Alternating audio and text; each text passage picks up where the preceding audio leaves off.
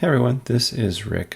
Sorry I've been away from making videos for a while. I was out of the country for a little bit in Ireland and Scotland for several weeks, and now I've been back and I'm about to head out to Germany for a while. And I wanted to get one video in the meantime. This one is a Thor 162 that was really moldy, and someone wanted to send it to me to do some mold remediation on it, and I said I would volunteer to also clean and press the book for them as well. Now this particular book was heavily molded in the bottom lower half and right corner, and the staple one of the staples is rusted out completely. And I initially wanted to change the staple to from a donor book, which I'll show you later, but that cover is all the rust on that staple is all that's holding that cover on, so I didn't want to remove it because then it would be a detached cover. But here's the cover of the book. You can see that it is a Thor 162. It has an interesting interior page with some photographic elements from, looks like 2001: A Space Odyssey movie in the background of one of the interior splash pages. But that's neither here nor there. But you can see that the book is got some ink on the R in Thor up here that needs to be removed. In the lower left-hand corner, there's a staple that is completely rusted out, and the book is like basically stiff with having been wet, and it's permanently wrinkly. And on the interior page here, you can see that there's a lot of rust inside, and the pages are sticking together, and it stinks really bad. It smells very moldy. In fact, on the rear, it's more evident. You can see some more of this mold and water staining was here, and a little close up of that area. And our plan is going to be to one, we're going to clean it in an ozone chamber, kill the mold, which will take about 24 hours. And when that's done, we're going to clean it with Immacuclean to get some of this dirt. Like the rear cover, here's a picture of the rear cover again, is very, very dirty. It's extremely dirty. Like it almost gets your hands dirty when you touch it, even despite the mold. We're going to clean it with Immacuclean, and then we'll photo bleach it in an Immaculate box at 435 nanometers. And I ended up in this particular book making a special mask to clean just those really dark areas that are, because I didn't want to over bleach the rest of the book. And then we're going to press it in a regular just pressing, and then I'll put it in a cold press for about 3 days to make sure none of those wrinkles return. And that's going to be our process. And I really hope you enjoy this video. Here's my rather rustic ozone chamber setup. I have a Poseidon 200 ozone generator. I have it hooked up to air and not oxygen gas right now, but you can hook it up to oxygen gas. I just have a little aquarium pump pumping through here. I go through a piece of quarter inch Tygon tubing, goes in through a stone frit to disperse the ozone. There's a little hole drilled to let it out. On the other side, I snap this shut on this box, and I leave it in here pumping for 20 hours. And then I come back, and that will take care of all of the mold and kill it.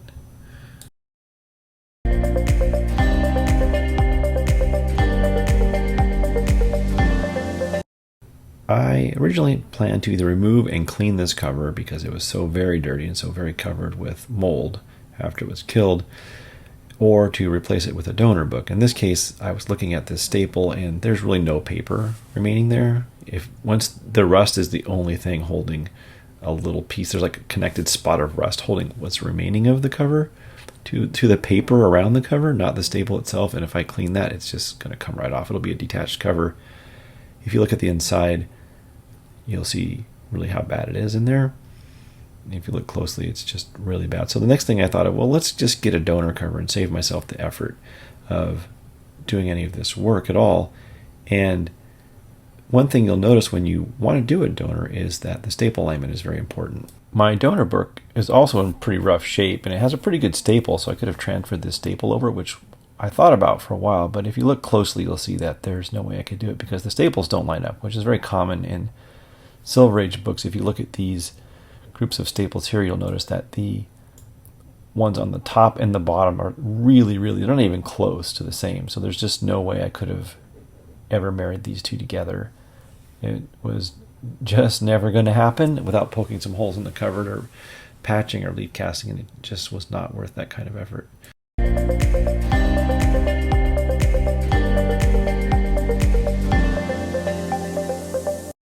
So I'm just going to set the donor book aside, and then I'm going to clean this with some Immacuclean.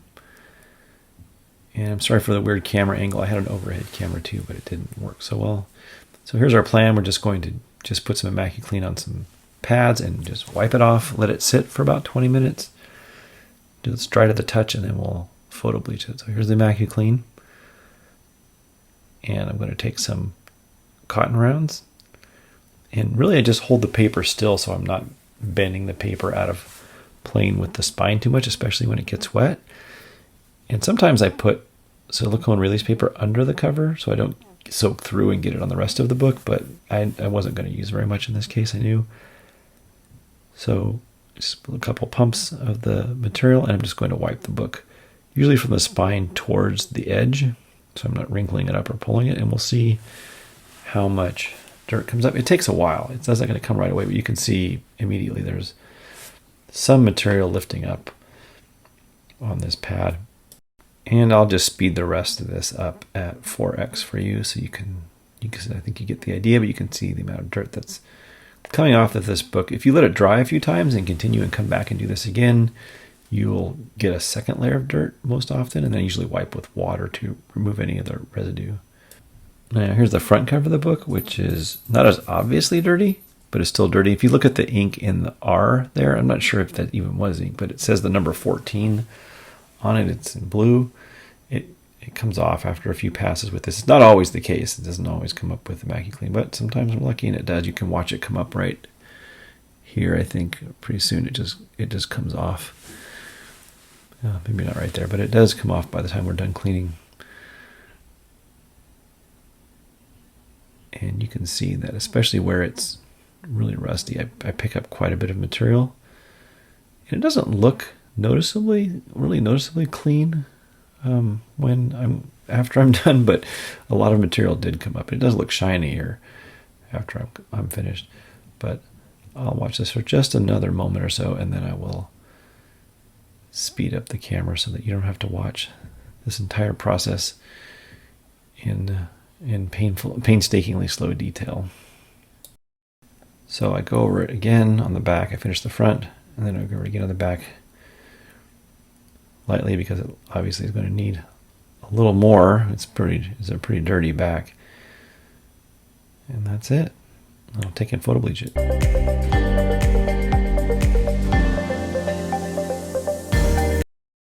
Here I am going to put a spine supporter down for the book. I've got a little bit of silicone release paper underneath it. I put the Thor book on top, and I'm going to spray it with some 6% peroxide just to give it a light misting. And then I'll put an Immaculate around the top of it. And I left it in here for 40 minutes. And it didn't clean everything off. It didn't, but it looks visibly brighter.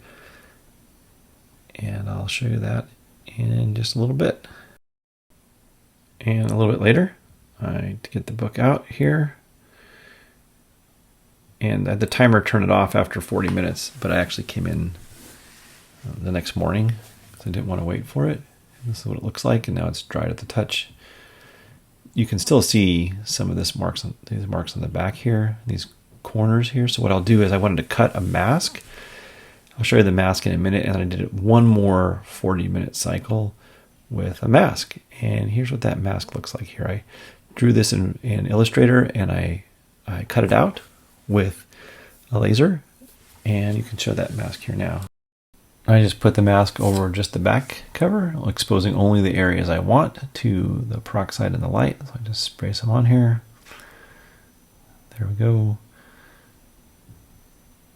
Just takes a moment, and then I put the light back over the top of it, and just wait another 40 minutes. Give it that, just those areas a double dose. I'm not over bleaching the rest of the book or stiffening the paper more than I really intended to. And there it is.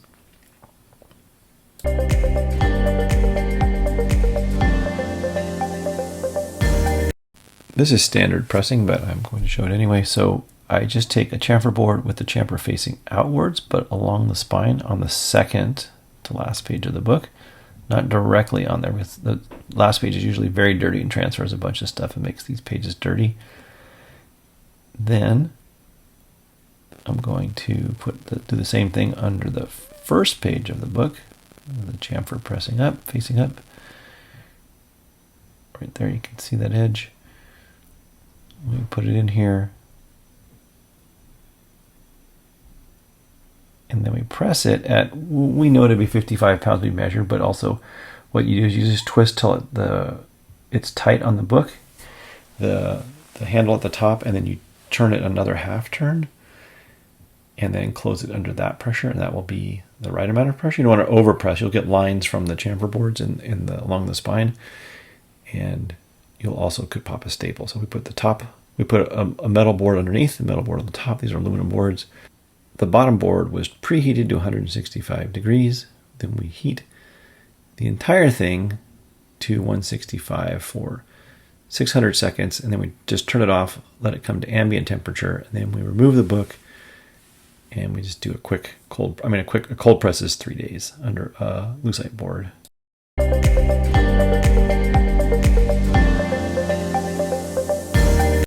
There's not much to cold pressing. You just put it under a heavy flat object like this piece of lucite. I remove the chamfers in this case. You don't have to. And I leave it for 3 days and just wait.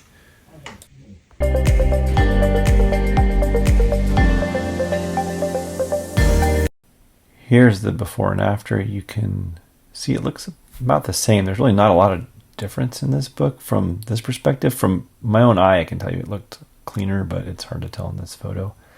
The back, I'll show you the back here. It is, noticeably cleaner. It looks like the orange is bleached out, but it's just in this photo. It doesn't really look that bleached out in the top left corner. But I mean, obviously it's pretty devastated, but it looks more appealing to the eye. And then I'll show you a quick video of the same thing so you can see it in more of a sort of a natural situation here. Here's the book. It's not as wrinkly as it was, you'll notice. It was really stiff before. You might notice remember the original pictures, the back looks like this. Yeah, it's not perfect, but it has better slab appeal, I think, at this time. You can take a quick look at it. It's not going to win any awards, clearly, but better. I think it's better anyway. It's obviously, this is just a labor of love for this particular book. And the interior pages are about the same. I didn't do much to them, so they're not very different. I didn't mess with that staple at all. Here's that one page with the photos in it, which is, I think, kind of cool. And that is it, my friends. I'm going to send this back to the owner now.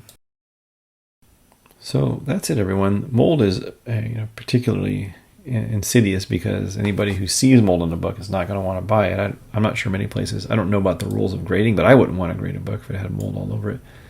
So killing it with an ozone chamber is the best way to go. And I have videos on how to build your own ozone chambers too, but I don't sell them. I do sell the other products, and they're the Immacuclean and the pressing boards and the light boxes for the Photobleaching, and on my website at immaculatecomics.com. I hope you enjoy the video, and I'll see you around next time. All right, take care, everybody. Bye-bye.